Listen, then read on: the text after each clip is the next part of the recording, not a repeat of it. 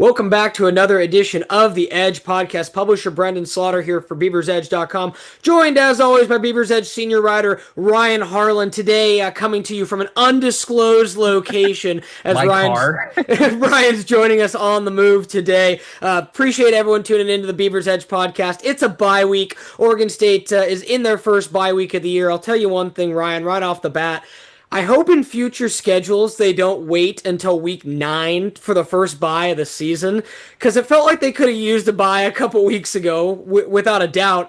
And, the fact that they have a couple byes later in the season, bit of an interesting quirk in the schedule this year is they'll also have a bye coming up here in a couple weeks. But nevertheless, the Oregon State football team, just to take care of a few housekeeping matters before we dive in to the meat of today's conversation, which will be coaching search, folks. We're going to be getting into some more nitty gritty of the coaching search. Obviously, make sure to check out BeaversEdge.com. We've had a couple versions of our Hotboard. That's thoughts from me, Dylan, Ryan, Brogan. That's all at BeaversEdge.com. I believe that story now is over 6,000 words, so check it out. We've got the book of who could be Oregon State's next coach. But nevertheless, the Beavers got their first win of the season last week versus Lafayette. Brogan and Ryan and I obviously had the post-game breakdown. It was the resurgent second half from the Beavers. Jabari Johnson led an inspired effort. Aiden Sullivan, inspired effort on defense, and the Beavers ultimately treat the FCS team like the FCS team. Ryan, they get off the schneid. Obviously, this podcast is going to be mostly about coaching, but how nice is it, and I know this is maybe grasping, but to not have the dreaded, could this team go winless this year? Because just from watching them kind of struggle in that first half against Lafayette, there are no guarantees on the schedule remaining, Ryan. I don't care if Sam Houston's winless or not. We've kind of seen this team is not the greatest team, but they rallied. I was so proud to see them fight because we were all kind of looking like at each other at halftime, like, what's going on? Ryan had, I think, a million gifs ready to go in his Twitter account, firing it off. But nevertheless, at the end of the day, it's a blowout for Oregon State if you look at the final score. How nice was it, Ryan? You said winning cures all. Yeah, I mean, we still know that the only winless Pac-12 team will still be the Washington Huskies. Not to take a shot, but it's true. Like, record will don't want to be there. Time there, but it makes a difference a little bit because it's like, okay, at least you got one. You're able to stack on a couple more. And in addition to that, it's like you know. Losing sucks, so getting that first win, at least getting a taste of victory is nice, despite quality of opponent. But yeah, that first half though, I was like seriously like wondering like what is going on right now. Of like you're locked in with in a slugfest with Lafayette in a first half where you should be more ahead than what you were. You were down by 3 at halftime, like.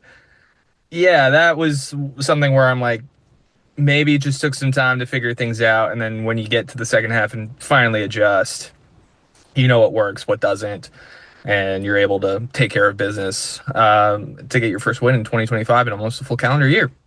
Absolutely. And I think, it's like anything else. I think Rob Akey, is doing a good job at kind of being something different than Trent Bray was, Ryan, in the sense of, again, I don't want to say he wasn't this way in the locker room, like leading his players out, but we all kind of know Trent Bray wasn't a real rah-rah guy, right? Like you'd go into, media sessions and there was no kind of like hyping things up there. It was just kind of like I'd say a muted energy from Trent Bray in press conferences, so to speak.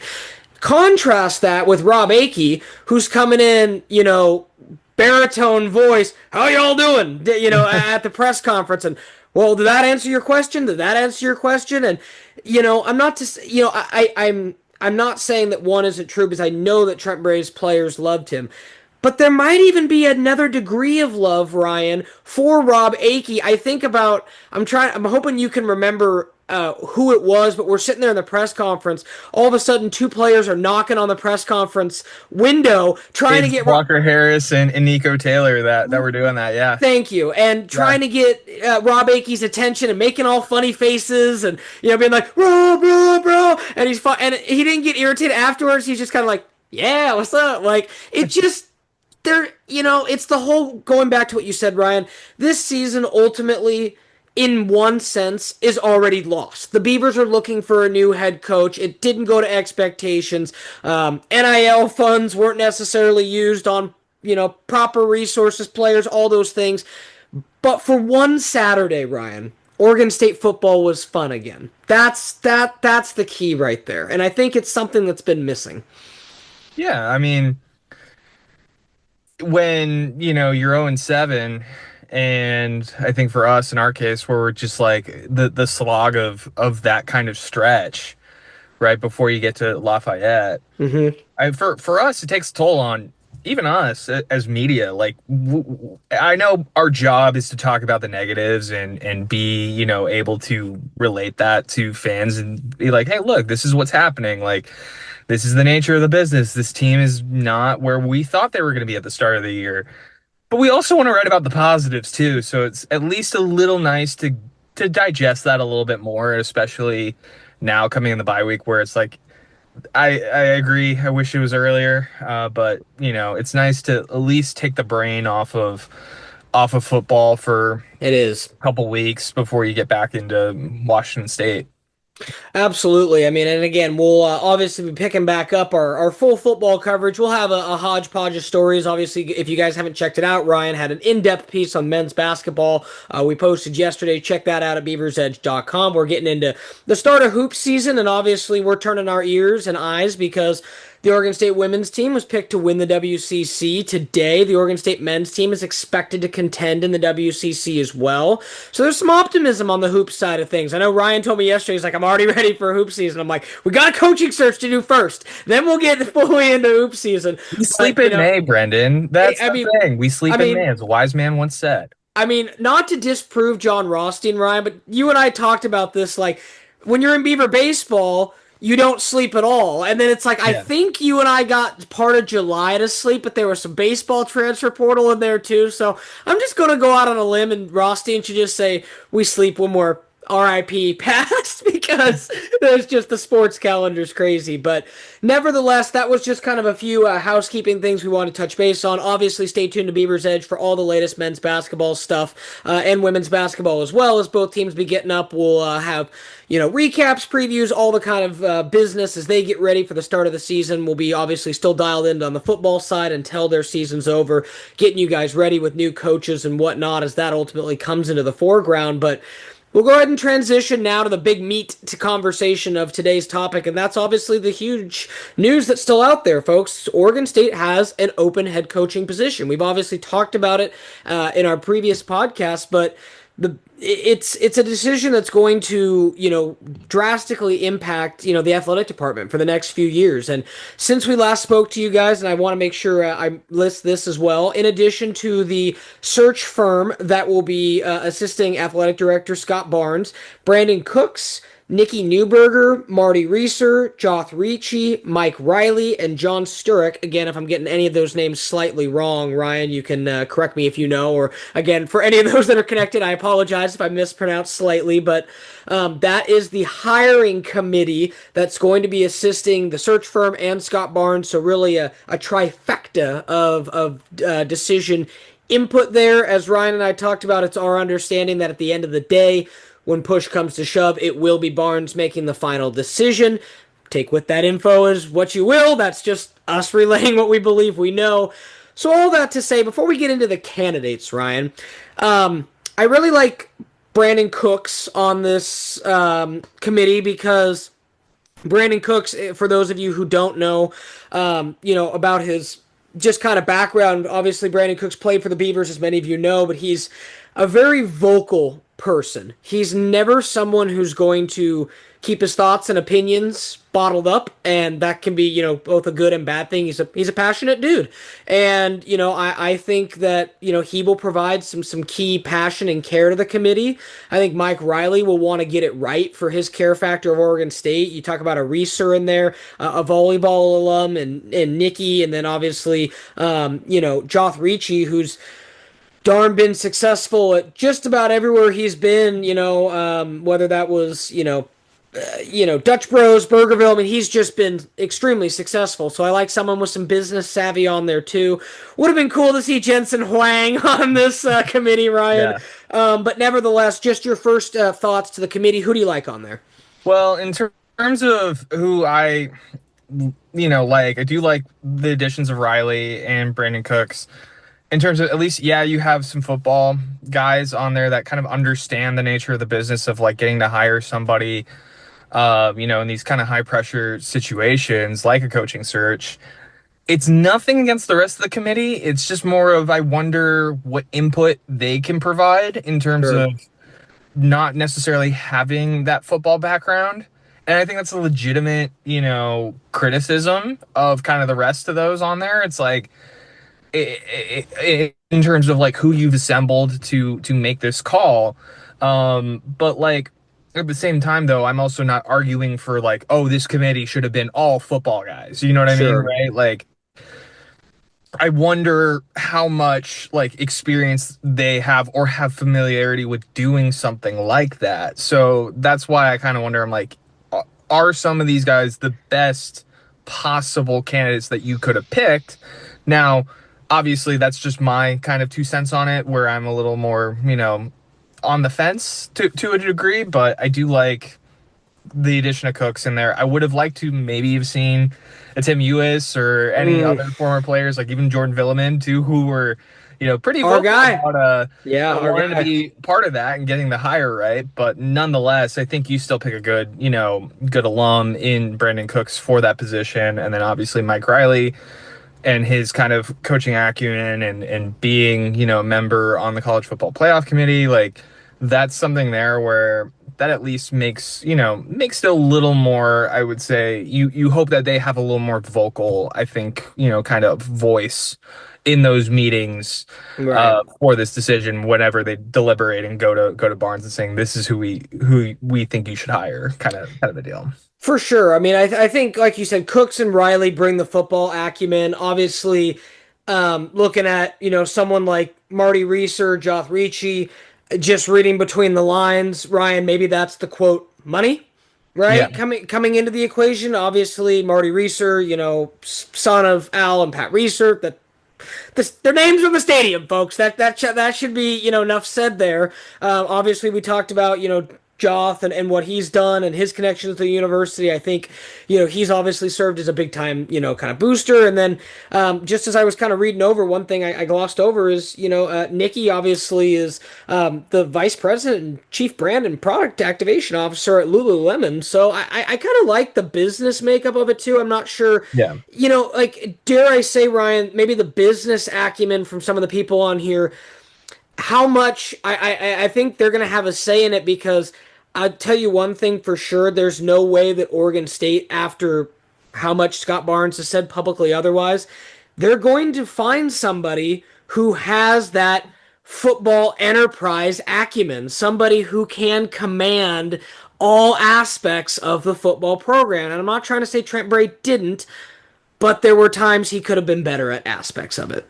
Yeah, I mean, it's a fair criticism, right? Like, that's the thing. And yeah, and even my kind of criticism of the committee itself, it's like, it's not necessarily a bad thing. It's just more of a, like, when you look at it on paper, you're kind of like a little bit, apprehensive to a degree, but it's nothing against, I'd say, those people that were picked for it. So ultimately, as it said on on the announcement, headed by Scott Barnes. So Yeah, Barnes will right, make the call in the end right. there. Yep. Yeah, I mean, just going back to what we talked about, that'll be that. I mean, we'll see, right? Obviously, I mean, we'll kind of be getting into it here, but just to obviously tease and transition over to the Hotboard. We've dropped 3-4 versions of the Hotboard now. It's only V 2.0 officially, but there's been many updates, so check it out over at BeaversEdge.com. We've tried to keep you guys tied into the latest.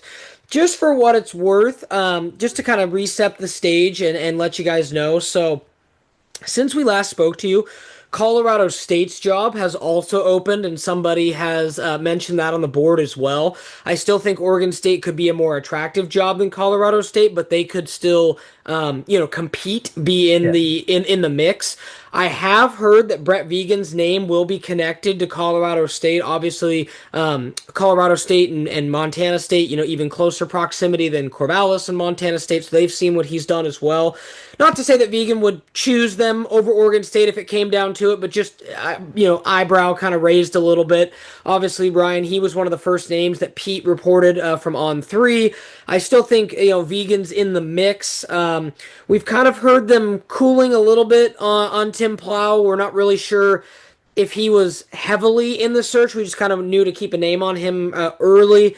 I still think he's could be in the mix, but it could be, being early on in his career, they want to find somebody a little bit more proven as far as a head coach if they're not going to go with an established, quote, coordinator.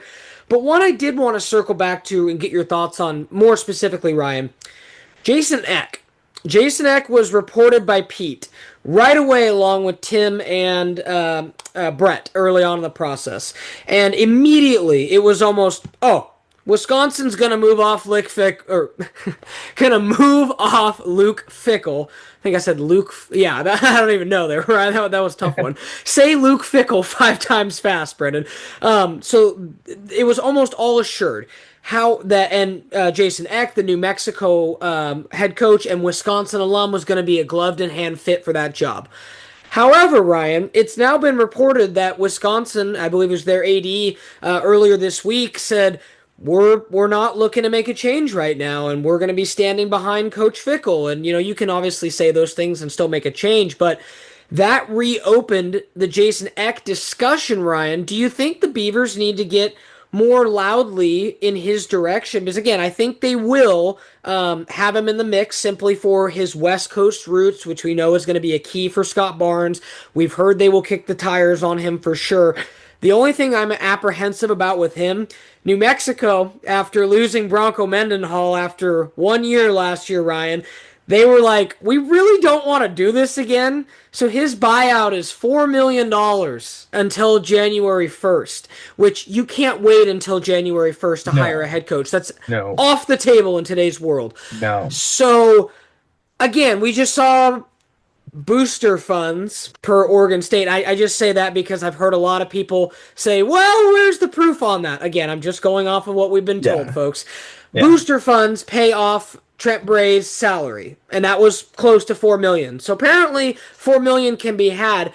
Ryan, do you think it's worth trying to dig for that $4 million to go get Jason Eck? Is he enough of a kind of program changer for you to go get, or do you think maybe the timing's not right? He wants that Wisconsin job anyway. Maybe it's next year and he's not the ideal candidate for you to pursue at this time. Well, I'll say this on New Mexico, I think going forward, right? Because, you mentioned Colorado State and those departing Mountain West schools coming into the Pac-12. How much more attractive is that New Mexico job, right? With kind of how the Pac-12 shakes out in the Mountain West in 2026. So I think for Eck, even though it might be seen as kind of maybe a lateral move, I'd still take the Oregon State job over New Mexico. And that's like bias aside, that's just objectively speaking there. And like, you would definitely, I would say it would be a disservice if you don't kick the tires on him, or at least make him an offer where he can't say no to. Right? Like, that's you saying make him an offer he can't refuse, Ryan? I mean, again, I'm just I said wink, an offer he can't refuse. In light of obviously the news, that's what's happened today when we're recording. But jokes aside, that's where I kind of look at it.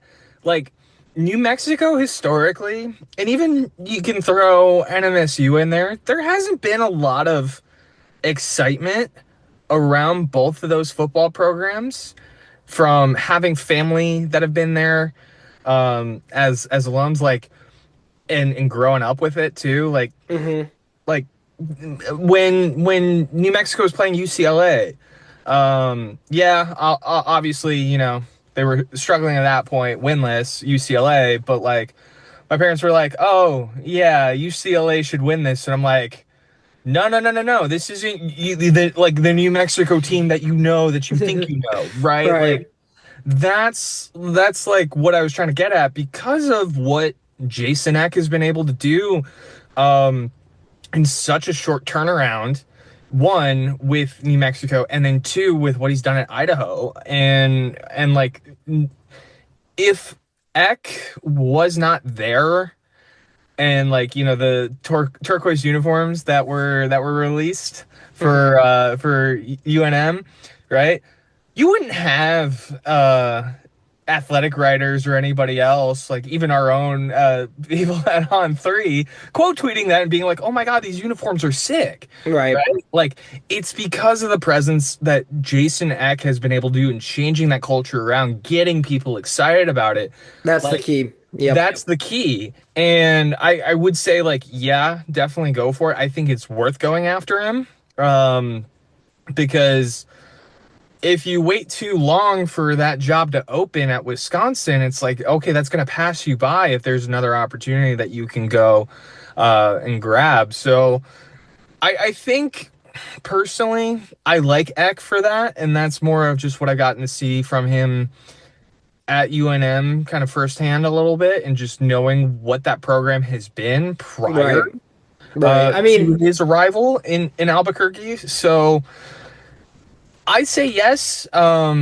It's just, yeah, the money part I think is going to be a big deal, but like, if somebody ponies up that money and it's like, look, go get him, like right. right, like I I mean, would see yeah. why, you would say no. Yeah, no, I mean, I agree wholeheartedly. I mean, Ryan, I think it's case in point. With Giovanni McCoy at quarterback, Idaho went 9-4 in 2023. This is a guy who built Idaho, Ryan, from 7-5 in year one to 9-4 in year two with McCoy as quarterback to 10-4 and giving Oregon everything they could handle last season. I mean, this is a guy who got Idaho playing some good ball. And New Mexico obviously took notice, so I think there would be something there too. I like his connections. The only thing I worry about, Ryan, it'd be a ticking time bomb. As soon as Wisconsin moved on from Luke Fickell, if they ever did, he'd be at risk of leaving, right? Because that would be his kind of dream job, being an offensive lineman in the late '90s. Yeah. But that's something to note there. I think he's still an intriguing candidate. I love what Ryan said about a presence, everything else. I kind of want a coach who's just a big time personality. And dare I say, that would be one of the big pluses of someone like Ed Ogeron.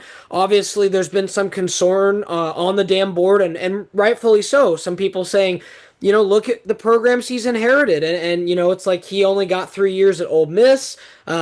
10-25. He, what I remember most about him, 6-2 as interim head coach of the USC Trojans after there was a very famous Kiffin fired on the tarmac year, and then ultimately takes over down at LSU and goes 51-20. But after the national championship year, 5-5 and 6-6 his final 2 years, and his last 2 years didn't exactly end in great fashion. So there's one thing's for sure. The dude could probably get you recruits that Oregon State wishes they could have right now, period. Like that's just what could happen with his connections to the South. Oregon State would be able to recruit the South like we haven't seen. I do worry about him in the NIL space and his actual X's and O's coaching. And you look at like his time at LSU. He was most successful when he had Joe Brady, when he had some of these great coaches around him too.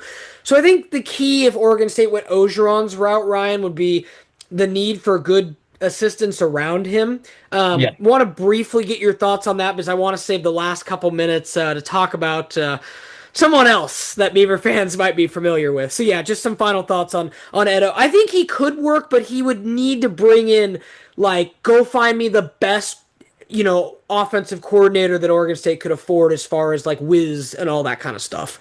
Yeah, like that's what I think too.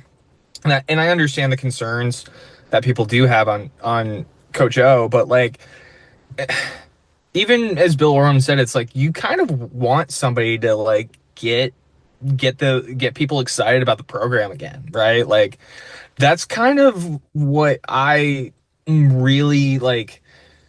If I had a choice in picking the next head coach of Oregon State, like that's somebody that I would want, like somebody that can recruit really well as well too. Corvallis is a hard place to recruit to, like geographically, yes, and also situationally with the school that you have down south in Right. Oregon. Like it's a fact. Like and that's something there where, like, if you can get a coach like that, I think it's a major, major win in being able to bring a lot of talent and get people excited again.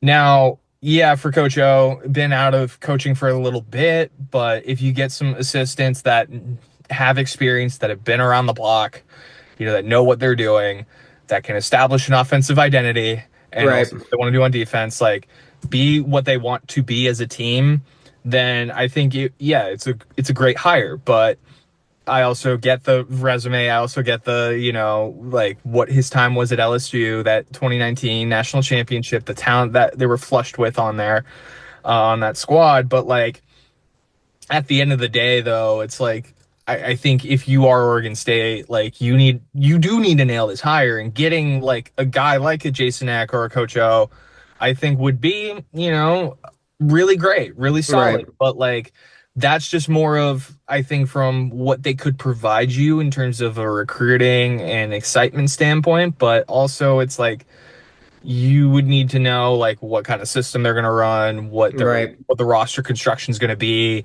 how the coaches are going to fit in with the players that you bring in, because like we know that there's going to be some departure Right.